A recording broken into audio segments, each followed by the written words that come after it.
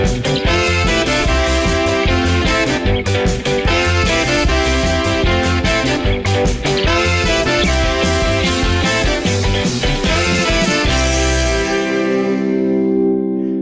les baigneurs! Aujourd'hui, séquence cinéma où nous allons explorer le monde de la plongée en apnée avec le film Le Grand Bleu. Le Grand Bleu? Le Grand Schtroumpf, tu veux dire? Retour sur un des plus grands succès du cinéma français de la fin des années 80.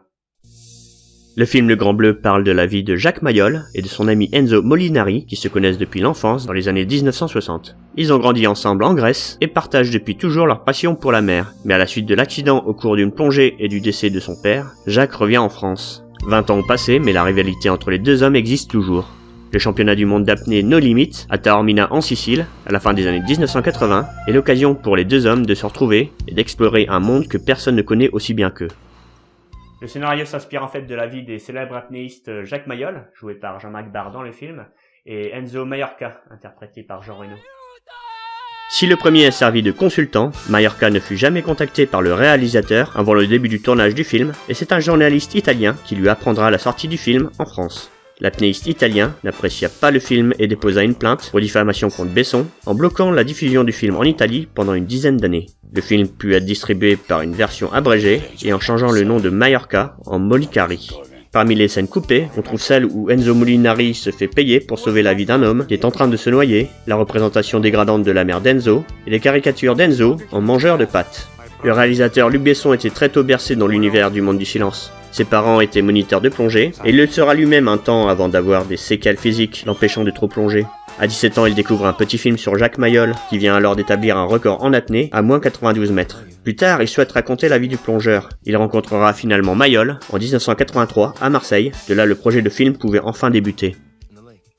La réalisation durera quelques années pour que le film voie le jour 5 ans plus tard.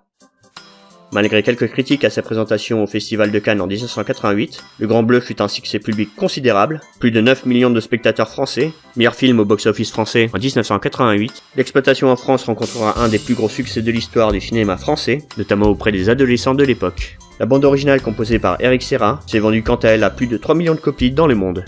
Le succès du film surprend toute l'équipe, c'est pourquoi Jacques Mayol décida de réviser le contrat afin de bénéficier financièrement de cette réussite, ce qui ne manque pas de jeter un grand froid entre le plongeur et le réalisateur Luc Besson. Business is business. Mais tu peux éviter de parler pour rien dire. Tu vois ça? Tu le vois ça? Eh ben tu vas le chercher. Ah. Contrairement à ce que montre le film Le Grand Bleu, Enzo Mallorca et Jacques Mayol ne sont pas des amis d'enfance. Ils se rencontrent en fait pour la première fois en 1966 aux Bahamas, alors qu'ils sont déjà âgés d'une trentaine d'années à cette époque-là. Jacques bat le record d'Enzo à cette occasion à une plongée à 60 mètres. Enzo était parvenu auparavant en 1960, dans un premier temps à atteindre les moins 45 mètres à Syracuse, avant de franchir les 51 mètres en 1961, puis les 54 mètres en 1965, qui furent donc battus par Mayol à cette fameuse rencontre des Bahamas en 1966.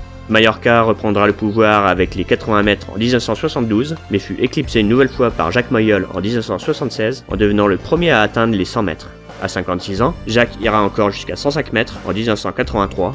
Enzo n'arrivera jamais aussi profond, s'arrêtant à 101 mètres, à nouveau à Syracuse en 1988, lieu de son tout premier record 28 ans plus tôt. Jacques Mayol se suicidera par pendaison en 2001, alors âgé de 73 ans, à son domicile de Calonne sur l'île d'Elbe. Son record d'apnée No Limit sera pulvérisé à 214 mètres en 2007 par l'Autrichien Herbernich. Enzo, quant à lui, décédera en 2016. Ça y est, je l'ai. Tu voulais que je fasse quoi avec ça?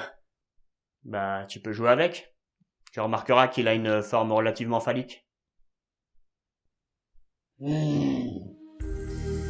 Contrairement à ce qu'avaient prédit les scientifiques à Jacques Mayol, sa cage thoracique n'a pas été écrasée par la pression dès la profondeur de 40 mètres, ce qui a permis de découvrir le blood shift qui compense en partie la diminution du contenu aérien du thorax, suivant la loi de Boyle-Marriott, par une augmentation du volume sanguin, des capillaires alvéolaires des poumons, ce sang provenant de l'abdomen et des membres, peuvent être comprimés par la pression sans difficulté. Cette adaptation physiologique nécessaire pour résister sans dommage à la pression de l'eau lors d'une plongée au-delà d'une trentaine de mètres existe chez les mammifères marins, les phoques, les otaries, mais on ignorait alors que l'homme puisse lui aussi faire preuve de cette même capacité, même à un moindre degré. Mais je voudrais méditer aussi avec ce dauphin, mais je trouve pas l'orifice. Bah, tu l'as acheté dans un sex shop zoophile, ce dauphin? Bah non, à l'Intermarché du coin. Bah c'est normal qu'il n'y ait pas d'orifice alors.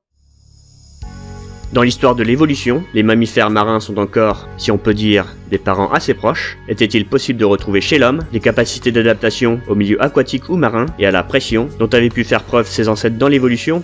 L'ontogénèse reproduisant la phylogénèse, suivant l'heureuse formule de Haeckel, Jacques Mayol fut très durablement passionné par ces questions d'évolution de mécanismes physiologiques sur lesquels il se documenta longuement pour croiser les expériences qu'il parvenait à avoir avec une avancée des connaissances dans ce domaine.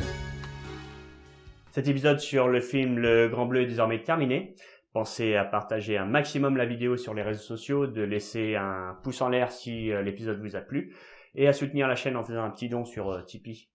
Vous pouvez aussi vous abonner à la chaîne Salut les baigneurs et activer la petite cloche pour être sûr de ne pas louper les prochaines vidéos. Quant à moi, je vous laisse, je pars méditer dans l'odeur du chlore.